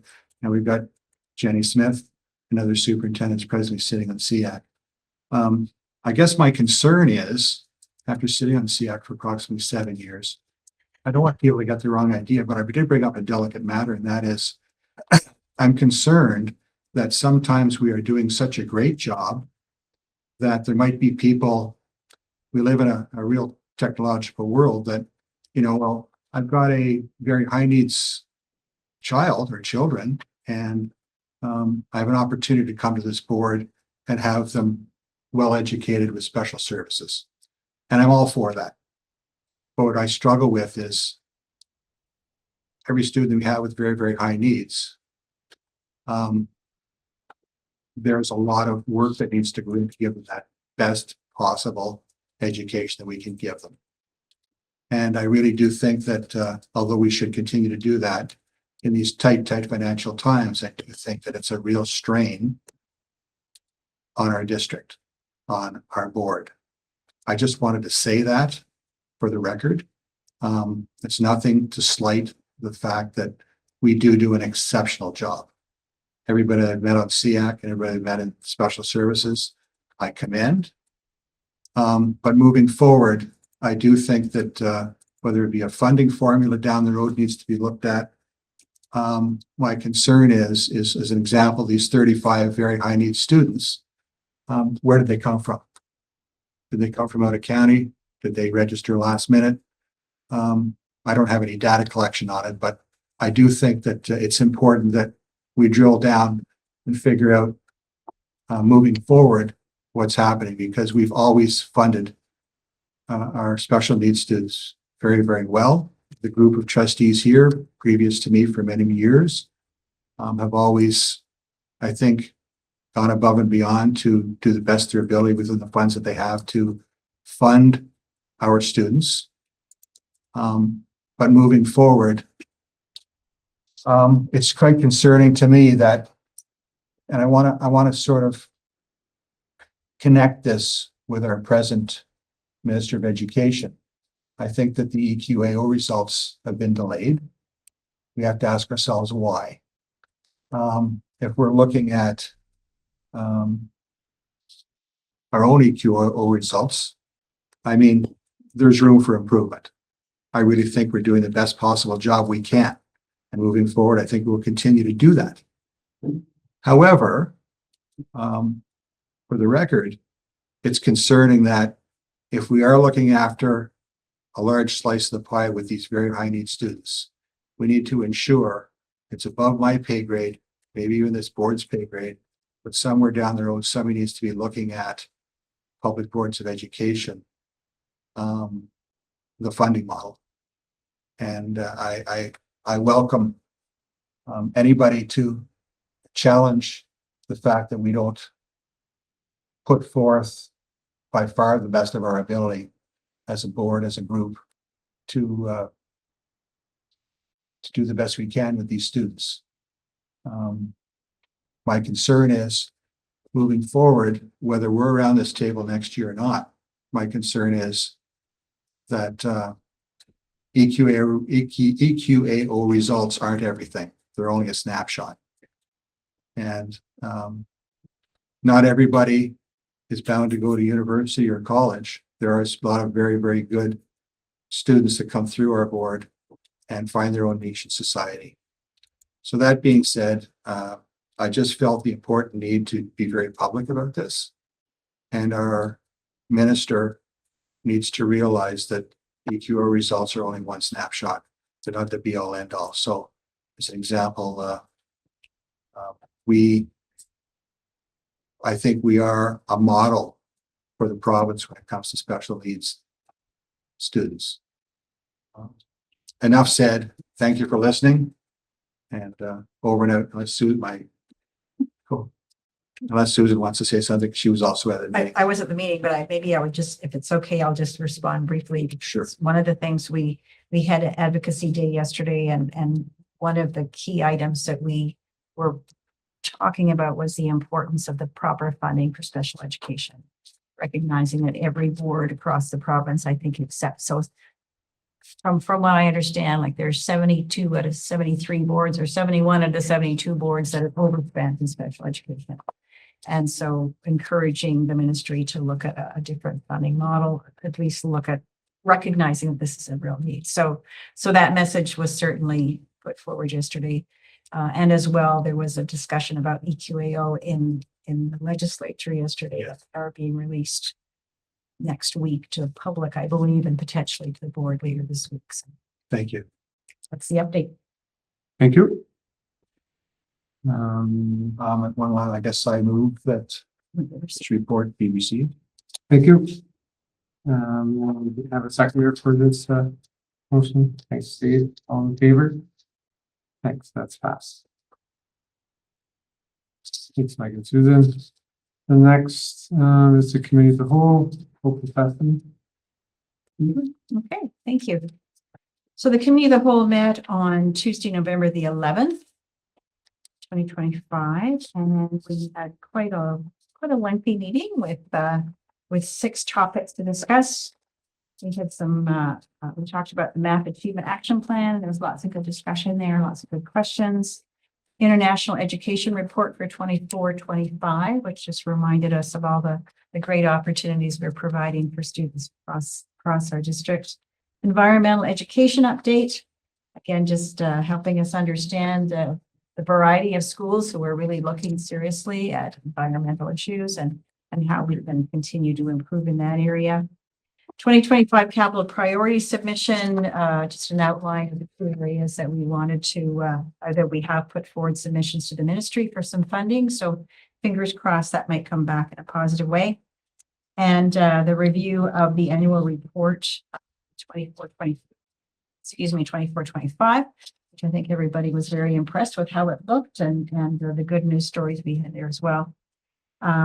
And then we did talk briefly just about the committee assignments and how we were going to proceed with completing those committee assignments. And of course, trustees put forward their preferences, kind of first, second, and third. And I think everybody basically got what they wanted, I would hope. The following recommendation was made that the Renfrew County District School Board receive the Renfrew County District School Board annual report for 2024-25. And so with that, I would put forward that we adopt this report. You're a seconder for this adoption. Thanks, Kim. All in favor? Thank you. That's passed.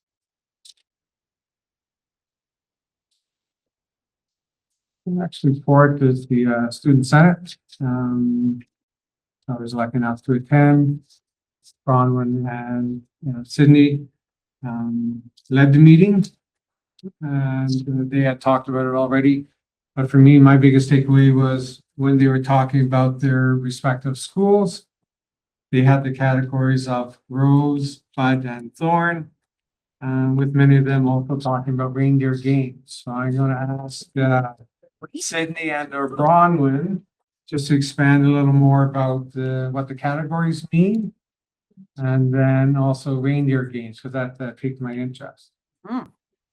Yeah, so for Rosebud and Thorn, basically that's what we do to get their school updates and to get them quickly and concisely.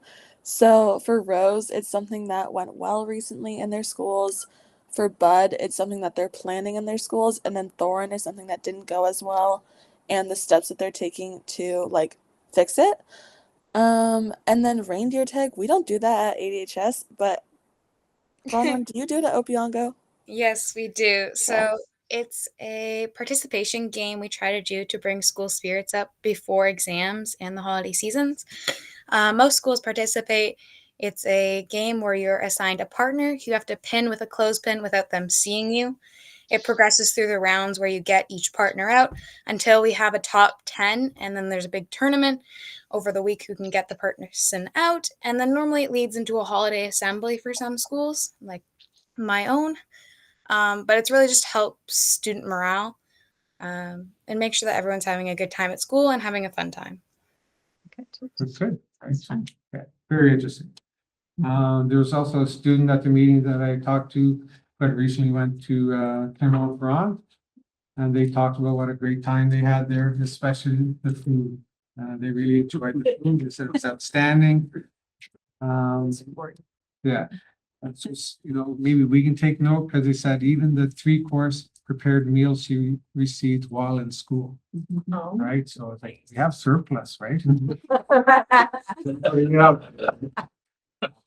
So they were talking to anyone and everyone who wanted to listen about their awesome time they had overseas. So this is a great ambassador for this education program we have at Clermont-Ferrand. So I just move the receipt of this student center report, please. Just need a seconder. Kim, thank you. All in favor? And that's passed. Next is calendar. Calendar committee, yes, actually, that was just last week. So yes, we had a calendar committee meeting on November the 18th. And basically, we got together with the co-governance board and a variety of people across the union leaders, right? Correct me if I'm wrong, exactly. And just looked at what the options were for next year. So there's a proposal that's being shared with the co-governance board. It'll come back here for approval at the December meeting, potentially. Yes, we'll have an update, and then I think in January we vote. January, probably. Yeah. But I am going tomorrow to the co-governance board. Oh, good. For their meeting. And it was a fairly straightforward meetings, but I'm sure some years is more challenging depending on how the calendar falls, right? So stay tuned. You'll hear more soon. Good. Hear more soon.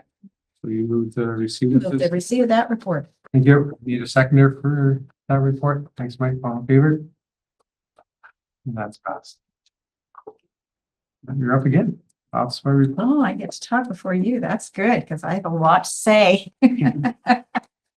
As I was thinking about, this is the Oxford report, obviously, and Kristen reminded me that November the 1st was our regional meeting, and I hadn't reported on that yet. And then the board of directors meeting, which was Saturday, Roger, who is our board of director delegate, is not here, so I'll have to report on that. And then advocacy day was yesterday. So I'll try and keep it brief, but there has been a lot going on and lots of good stuff going on as well. So the regional meeting on November the 1st, we did host at RCI, and Kristen noted that presentation around 2 items around the outdoor learning and the food rescue and kitchen piece was highlighted as well. And certainly the trustees were enthralled with both of those things and we're very excited about it. Lots of good questions. We had representatives from each board across the Eastern region, which was nice to see. We didn't have quite as many as we often do, but we also understand that with Ottawa Carleton being under supervision, their trustees are not really, they're not really, I'm going to say allowed, but they aren't really encouraged and not allowed to go to various meetings. So if they come, they're on their own, which we did have one, however, one trustee who did join us from Ottawa Carleton as well. So it's a very good day. And I have to thank Kristen and Shelley for all the hard work they put forward in getting the logistics done and getting it all organized. And I think people had a most enjoyable day. And it was great to highlight some really good news stories from our district. So really appreciated that. So secondly, the board of directors meeting, which was all day Saturday, and it was virtual as well. So right now, the Ontario Public School Board Association does have an executive, and then they also have a board of directors. So the board of directors, normally we do get together 3 or 4 times a year, and often we are in person. So the main focus on Saturday truly was looking at the future of OPSPA, because as you may know, the funding for the School Board Association comes from school boards who are part of that group. And those under supervision were told not to pay their dues. So it made an immediate 25% cut to their budget this year. So a big amount and quickly, right? They had no idea that was coming. So one of the pieces that we're looking at, and you can understand why, is we had a 52-person board of directors, which when you bring to Toronto even once, is substantial cost. So we're looking at changing that governance model to reduce the board of directors from that 52, which is pretty unwieldy when you think about it, down to more what the executive looked like. So anywhere from 10 to 15 people is what we're kind of looking at now. So that was the discussion on Saturday to a great extent, because part of that, of course, involves rewriting bylaws for the organization. And we had rewritten them 2 years ago to come in line with the Ontario Not-for-Profit Corporations Act. I think that's what it is. And so that now has to be reviewed again and redone. So that's kind of underway. So what was happening on Saturday was there was a motion put forward to the board of directors, who now then have to take it back to their individual boards.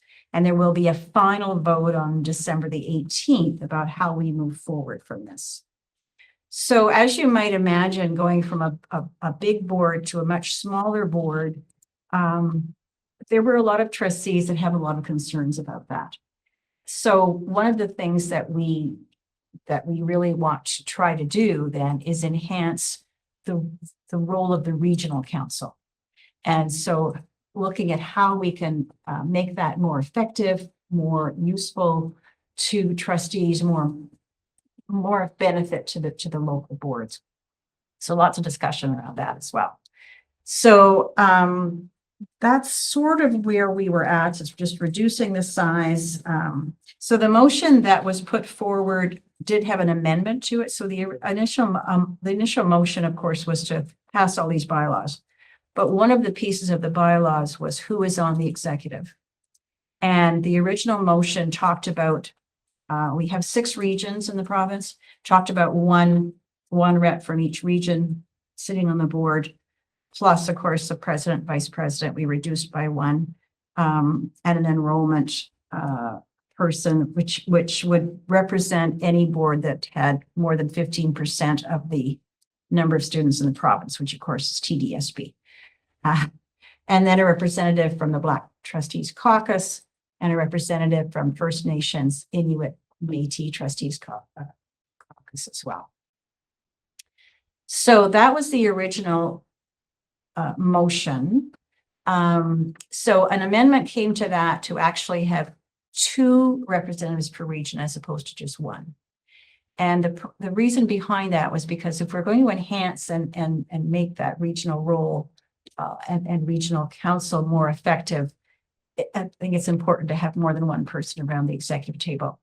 The other challenge with the Ontario Not-for-Profit Organization or Act is that you're not allowed to have an alternate at your board. So if we only have one person representing a region and they can't go that one time, we have no representation at all. So we really felt it would be important to have two around that table as well. And we still felt it was a reasonable size board. So those were kind of the basic reasons of the discussion. But there was, as you can imagine, there was lots of other motions that perhaps came forward and got defeated and amendments and et cetera, et cetera. So there is going to be a number of information sessions that will be done online, particularly for chairs and vice chairs and for board of director members. And any trustee can sit on them, of course, as well. Actually, in the next week, to be honest, because what needs to happen is the information needs to come back to our boards for further discussion. And then we need to tell our board of director member, trustee Clark, how we want him to vote on these amendments and on these motions. So that's kind of the long and short of the day on Saturday. Or sorry, that was Sunday. Saturday was exact. Sunday was the board of director member. Does that make sense? Like, did I really confuse everybody? If you want more information, please just give me a call. It's been a long couple of days. But then I also wanted to tell you a little bit about Advocacy Day yesterday, because we've done that for the last number of years, where we would have board of director members and exec and OPSPA staff meet with a variety of MPPs to talk about our key issues. And it always truly comes back to underfunding, right? But we do tend to talk mostly about special education and transportation. Those are kind of the two areas where boards are lacking funding. And of course, this year, there was also discussion around the impact of Bill 33, which was just passed last week, which gives the minister the ability to take over any board for any reason of public interest. So there was some questions and concerns about that as well. So I just thought I'd give you a little bit of an idea of how the day went, and I will pass around just for your information. So we left a package with each of the MPPs we met with the Advocacy Day brief, just some background information on all of those topics I just talked about. And then we also gave them a one-pager on what people are saying about public school board trustees. You've probably seen the campaign that OPSPA's been doing around local democracy, keeping your voice local. That can take you to a page where you can sign a petition, but also takes you to a page where you can put in your stories about your interactions with trustees.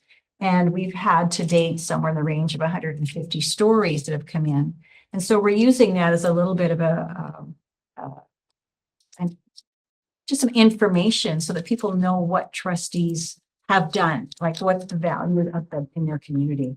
So you may just want to take a peek at that, and I'll leave this with you too, so you can pass it around to people may be interested in just seeing what's there.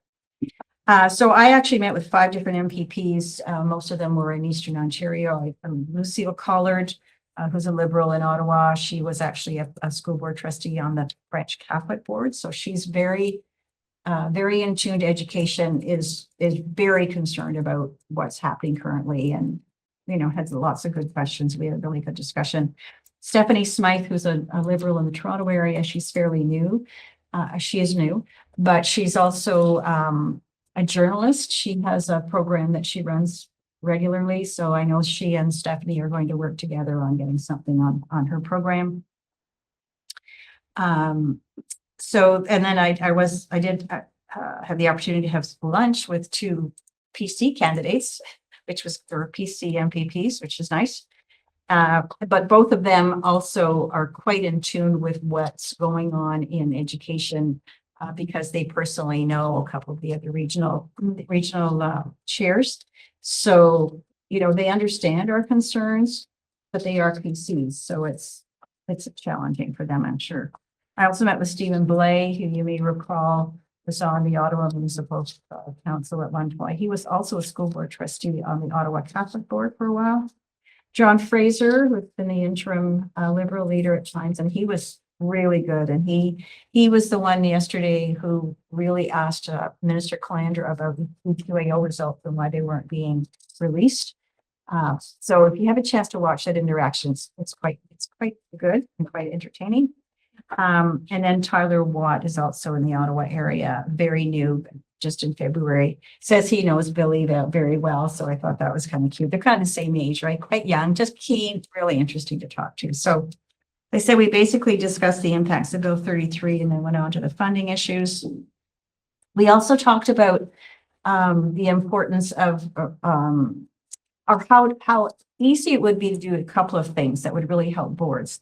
One would be to fund properly the CPP and EI premiums, which we currently have to make up the difference, and we haven't had increased funding since, I don't know, 2018 probably, while the premiums continue to go up. So we have to find that somewhere else. So that's something that would be pretty easy for the ministry to do. So we talked about that, and we also talked about pupil accommodation review, because we know many boards are really struggling with the fact that they can't close schools where they need to and open them in other places. It's maybe not such a huge issue for us, luckily, but I think in other boards it's a huge issue. So I think, we kind of had half an hour with each one. Most of them were very open to the discussion, and OPSPA regularly kind of follows up with them with other information as they need it as well. And then I mentioned we did a 10-question period in the morning where Bill 60 was passed, which is a Landlord Tenant Act. And there were a number of people in the gallery who were loud and boisterous and yelling at the government, and the gallery was then, everybody was removed from the gallery. So it's a bit entertaining, but it's a bit discouraging to see how acrimonious the conversation is across the way. It truly is. It's really too bad. Anyway, that's the news there. And we talked about EQAO. It's supposed to be released either late this week or early next week. So we'll see how that goes. And the last thing I wanted to do was just to promote the Public Education Symposium, which is January 23rd, 24th, I think. It's a Friday, Saturday, full day Friday, full day Saturday. And it is open now. It's a little bit cheaper if you sign up before December the 1st. So that might be something to think about for any of our trustees who are thinking about going. And the other piece that they wanted us to suggest is that when you look at the agenda, it might actually be something of interest to superintendents to think about joining as well. So take a look at it and see what you think, and if it fits into your PD allotments. I know we always have that to consider as well. And I know Director Nemi usually comes to some of it, if not all. And so that's, I think it'll be really a good event. So I encourage all of you to take a look at that and come along. It'll be fun. That's all I'm going to say. Sure. It's pretty good. Like in 3 days, I think I did pretty well. So anyway, I will, yeah. Any questions, Susan? No? Certainly. I'm happy to answer questions at any time. The receipt of I move to receive this report. you have a seconder? Thanks, Mike. All in favor? Thank you. Thanks for your patience. Well, thanks for spending all that time on our behalf down in France. Interesting times. Yes. The next is the Renfrew County Joint Transportation Consortium. We met on November 18th. Two highlights. One is the driver's shortage. For the most part, all routes are covered. There may be some delays because some drivers are doing a double run, right? So they do one run, then they come back and do another run. So sometimes that poses some issues for some of the schools where they have to stay with the children while they're outside or inside after classes are done. But for the most part, we do have a driver for every route. But there are sometimes somebody phones in sick or can't make it, so then that one gets canceled. But yeah, so that's good. And then the other big thing is that we passed our financial statement. So as you know, we had a surplus this year. And as far as I've been on the, board, that was our first, right? Usually the money is flowing in there, so. That's right. Yeah, so as mentioned earlier, the reasons why we have that surplus, so for us, it's $527,725. Maybe a few cents, but we round it. So that's good. Anything to add, Jen? Just that, yes, just as Leo pointed out, typically transportation has been a file that's been overspent, and as you know, the consortium has 2-member boards. The consortium is required by the province to have a 0 balance, and so that if the consortium is showing a deficit, that money is coming from each member board, and they have a way of sharing it. And in this instance, because of those reasons that Tammy mentioned, the negotiations settled at very high rates, and had we run it at 100%, we would have had a deficit. We didn't run at 100% of routes, and we didn't run for the full time. We did offer out a parent subsidy for those who wish to choose to take advantage of that. And so that's why we had this unusual surplus, which flows back to the boards, and you Tammy mentioned it on that transportation line. And so that'll sit in accumulated surplus for future needs for the transportation consortium. I think that's about it, eh? Yeah, that's good, right? So I move the receipt of this report. Seconder, Mike, all in favor?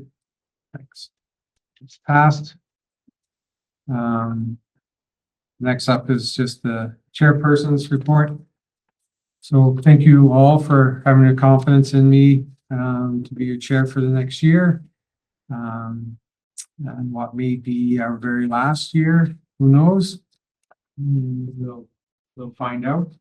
I want to thank Susan and Mike for nominating me for the chair's position for the upcoming year.